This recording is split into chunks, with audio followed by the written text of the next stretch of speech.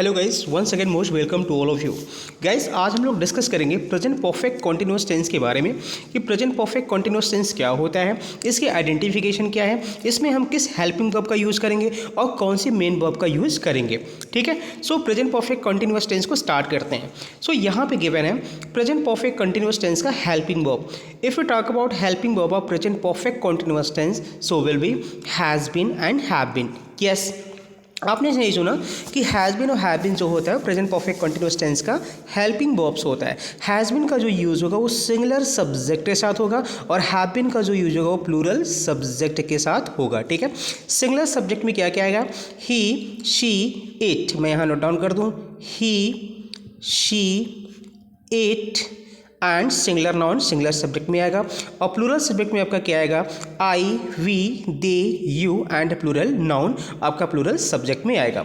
इसमें हम main verb की बात करें तो इसमें मेन वर्ब जो है आपका वर्ब के आईएनजी फॉर्म यूज़ होगा, जिसको हम लोग प्रेजेंट पार्टिसिपल भी कहते हैं। मैंने प्रीवियस वीडियो में आपको बताया है कि प्रेजेंट पार्टिसिपल जो वर्ब के आईएनजी फॉर्म होता है उसे हम कहते हैं। ठीक है, सो आई होप आपको यहाँ तक की बातें समझ में आ गई होगी। नेक्स्ट हम लोग देखते हैं यहाँ पे कि इसका जो है प्रेजेंट परफेक्ट टेंस का जो आइडेंटिफिकेशन उसको देख लेते हैं। तो यहाँ पे गिवन है the present perfect continuous is formed with has, have been and the ING form of the verb. ठीक है, मतलब प्रेजेंट परफेक्ट कॉन्टिन्यूअस टेंस का फॉर्म बता रहा है कि कैसे फॉर्मेशन इसका होता है। हैज़ बीन, हैव बीन के साथ वर्ब की आईएनजी फॉर्म यूज़ होता है। इसमें आइडेंटिफिकेशन पे आ जाते हैं। यहाँ पे देखिए फर्स्ट आइडेंटिफिकेशन की मैंने बहुत मतलब इंपॉर्टेंट आइडेंटिफिकेशन को मैंने यहाँ पे मेंशन किया है। सो फर्स्ट आइडेंटिफिकेशन यहाँ पे है to express an action which began in the past but still is going on. मतलब ऐसा कोई एक्शन जो पास्ट में स्टार्ट हुआ है और जो है अभी प्रेजेंट में वो चल रहा है। ठीक है, मतलब पास्ट में स्टार्ट हुआ था और प्रेजेंट में भी चल रहा है।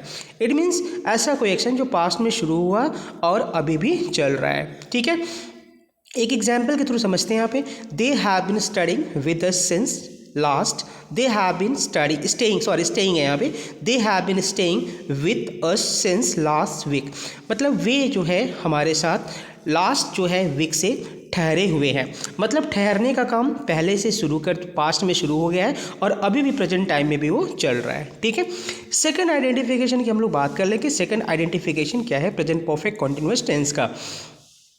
सो यहाँ पे गिवन है to express an action which began in the past and has been just completed but whose result is still in the present. बहुत ही यूनिक आइडेंटिफिकेशन है, बहुत से स्टूडेंट इसमें कंफ्यूज हो जाते हैं और यहाँ से क्वेश्चंस भी बनते हैं आपके कॉम्पिटिटिव एग्जाम में।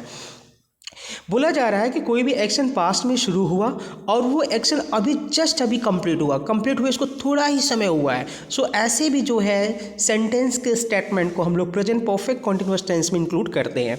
जैसे यहाँ पे गिवन है माई क्लॉथ्स आर डर्टी, मेरे कपड़े गंदे हैं, बिकॉज क्योंकि I have been washing my car, क्योंकि मैं कार धुल रहा था। ठीक है, मतलब ये जो काम हमने शुरू किया वो कार धुलने का, ये पहले से मैंने शुरू किया लेकिन जस्ट अभी कंप्लीट हुआ है, ये जस्ट अभी जो है काम कंप्लीट हुआ है। सो कोई भी एक्शन जो हम पास्ट में स्टार्ट किया और तुरंत अभी भी खत्म हो रहा है तो उसको भी हम लोग जो है प्रेजेंट परफेक्ट कॉन्टिन्यूअस टेंस में इंक्लूड करेंगे। ठीक है, नेक्स्ट यहाँ पे अगेन यहाँ पे एक जो है आइडेंटिफिकेशन गिवन है, we use the present perfect continuous to talk about a finished activity. हम प्रेजेंट परफेक्ट कॉन्टिन्यूअस टेंस का कब यूज़ करते हैं? जब हम किसी भी फिनिश्ड एक्टिविटी के बारे में बात करते हैं, कोई भी ऐसी एक्टिविटी जो हमने फिनिश्ड कर लिया है, ख़त्म कर लिया है इन द रिसेंट पास्ट, मतलब अभी थोड़े समय पहले। Using the present perfect continuous focuses on the activity, तब हम क्या करते हैं ऐसे एक्टिविटी पे हम लोग जो है प्रेजेंट परफेक्ट कॉन्टिन्यूअस टेंस का यूज़ करते हैं। जैसे यहाँ पे एग्जाम्पल्स गिवन है। अच्छा, एक थोड़ा सा चीज़ यहाँ पे आपको जो है माइंड में रखना है एज अ नोट, यहाँ पे आप लिख लेना यहाँ पे एज अ नोट ये चीज़ है। We don't give a specific time even though the activity is finished we can see the result in the present. मतलब हम उसको एक स्पेसिफिक टाइम नहीं देते हैं, इवन दो द एक्टिविटी, जैसा कि जो एक्टिविटी है वो फिनिश्ड होता है, we can see the result in the present, लेकिन उसका जो रिजल्ट वो प्रेजेंट में देखा जा सकता है। ठीक है, जैसे यहाँ पे गिवन है I have just been cleaning the car, example है I have just been cleaning the car. इसका मतलब ये है कि अभी मैं कार धुलने का काम पास्ट में शुरू किया और अभी हमने ख़त्म किया। I have just been cleaning the car, इसका मतलब यह है कि मैं अभी कार धुल रहा था। मतलब सेंस ये है कि the car is wet and clean, अभी भी कार क्या है, गीला है और जो है साफ़ है। ठीक है, नेक्स्ट यहाँ पे गिवन है स्ट्रक्चर की बात कर लेते हैं। तो देखते हैं अफर्मेटिव सेंटेंस में जो स्ट्रक्चर इसका यूज होगा वो होगा subject, has, have been, verb की आईएनजी फॉर्म, फिर ऑब्जेक्ट, फिर सिंस या फॉर। सिंस और फॉर का यूज़ कब होगा अभी मैंने लास्ट में इसको मेंशन किया, लास्ट में आपको बताएंगे। उसके बाद टीआर मतलब टाइम रेंज। अब टाइम रेंज होता है क्या चीज़ें, आइए इस एग्जाम्पल के थ्रू समझते हैं। जैसे यहाँ पे एग्जाम्पल लिखा है मैंने, अफर्मेटिव सेंटेंस का एक एग्जाम्पल है ये, I have been teaching you for an hour. ठीक है, सो यहाँ पे आई क्या है, सब्जेक्ट है। हैव बीन किसके अकॉर्डिंग, सब्जेक्ट के अकॉर्डिंग, क्योंकि सब्जेक्ट हमारा प्लूरल है तो हैव बीन लगेगा। फिर से मैं रिपीट कर दूँ, I again repeat, I, we, they, you and plural noun के साथ हम लोग हैव बीन का यूज़ करते हैं। ठीक है, फिर वर्ब की आईएनजी फॉर्म यहाँ टीचिंग हो गया, फिर यहाँ पे जो है ऑब्जेक्ट यू हो गया। अब देखिए यहाँ पे मैंने फॉर का यूज़ किया है, सिंस का यूज नहीं किया है, प्लस टाइम रेंज मतलब क्या है, एन आवर, ये हमारा टाइम रेंज हो गया।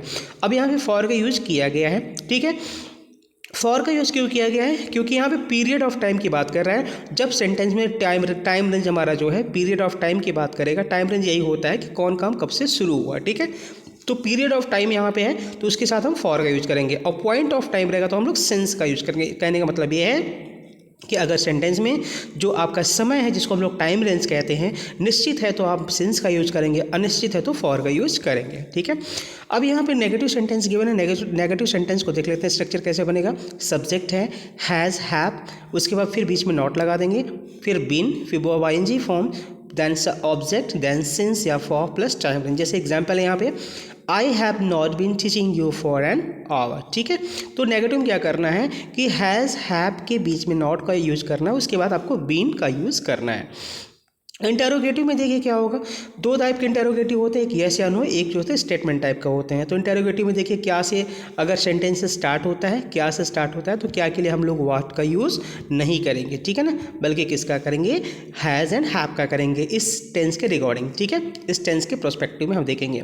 सो हैज़, हैव, सब्जेक्ट के अकॉर्डिंग आपको हैज़ और हैव का यूज करना है। सब्जेक्ट अगर सिंगुलर रहेगा तो हैज़, और सिंगुलर सब्जेक्ट में क्या क्या आएगा, he, she, it and singular noun, और प्लूरल सब्जेक्ट में क्या क्या आएगा, I, we, they, you and plural noun. फिर आपको बीन का यूज करना है, फिर वर्ब की आईएनजी फॉर्म यूज करना है, then object, then since and for, फिर टाइम रेंज का यूज करना है।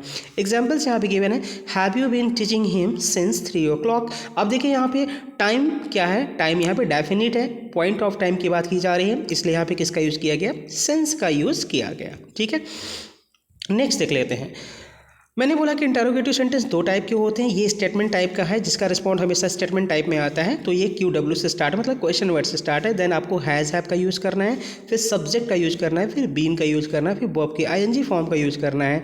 ठीक है, फिर object, then since and for and time range. देखिए यहाँ पे एक चीज़ जो है मिसिंग हो रही है, वो चीज़ मिसिंग क्या है वो हम लोग देख लेते हैं। यहाँ पे जो है 1 minute, just you wait, yes right, कुछ मिस नहीं हो रहा है, चल रहा है, सही चल रहा है। ठीक है, सब कुछ सही चल रहा है, वर्ब आईएनजी फॉर्म है, ऑब्जेक्ट है। ठीक है, देखिए एग्जांपल्स यहाँ पे है कि What has he been doing here for 3 hours? ठीक है, मतलब वो यहाँ 3 घंटे से क्या कर रही है। What has he been? अब देखिए what यहाँ पे क्वेश्चन वर्ड हो गया, फिर हैज़ हो गया। हैज़ क्यों होगा, क्योंकि सब्जेक्ट हमारा सिंगुलर है तो हैज़ ही लगेगा। ठीक है, फिर बीन लगा। ठीक है, उसके बाद जो है वर्ब की आईएनजी फॉर्म डूइंग लगा यहाँ पे, फिर ऑब्जेक्ट हेयर, फिर यहाँ पे फॉर लगेगा, क्योंकि यहाँ पे किसकी बात कर रहे हैं, जो टाइम रेंज आपका है वो क्या है, वो आपका जो है पीरियड ऑफ टाइम है। ठीक है, पॉइंट ऑफ टाइम मतलब अनिश्चित समय है, 3 घंटे, मतलब कब से 3 घंटे ये पता नहीं है। ठीक है, सो यहाँ पे टाइम रेंज का यूज हो गया। नेक्स्ट मैंने आप मेंशन किया use of since and for. Since and for का यूज हम कहाँ पे करते हैं, ठीक है, मैंने यहाँ पे सेपरेटली आपको नोट डाउन किया है कि since is use for point of time. Point of time के लिए हम लोग सिंस का यूज करते हैं, जैसे since Monday, since 2 o'clock, since Tuesday. ठीक है, तो जहाँ पे निश्चित समय होगा, ठीक है, किसी भी काम के रिगार्डिंग, तो वहाँ पे हम पॉइंट ऑफ टाइम की बात करेंगे। और जहाँ पे पीरियड ऑफ टाइम होगा, जहाँ पे अनिश्चित समय होगा, वहाँ पे हम लोग किसका यूज़ करेंगे, फॉर का यूज़ करेंगे, जैसे फॉर 3 hours। सो ये आइडेंटिफिकेशन और कुछ स्ट्रक्चर है। आई होप कि आपको ये काफ़ी हेल्पफुल होने वाला है। ठीक है, नेक्स्ट हम लोग लेके आएंगे जो है सिंपल पास्ट या पास्ट इंडेफिनिट टेंस। ठीक है, और उसमें हम लोग डिफरेंस भी जानेंगे कि सिंपल पास्ट टेंस और प्रेजेंट परफेक्ट टेंस में क्या डिफरेंस होता है, जो कि बहुत से स्टूडेंट को ये चीज़ें पता नहीं होता है, और इसी बीच में वो क्या करते हैं, चीज़ों को गड़बड़ कर देते हैं। ठीक है, थैंक यू सो मच।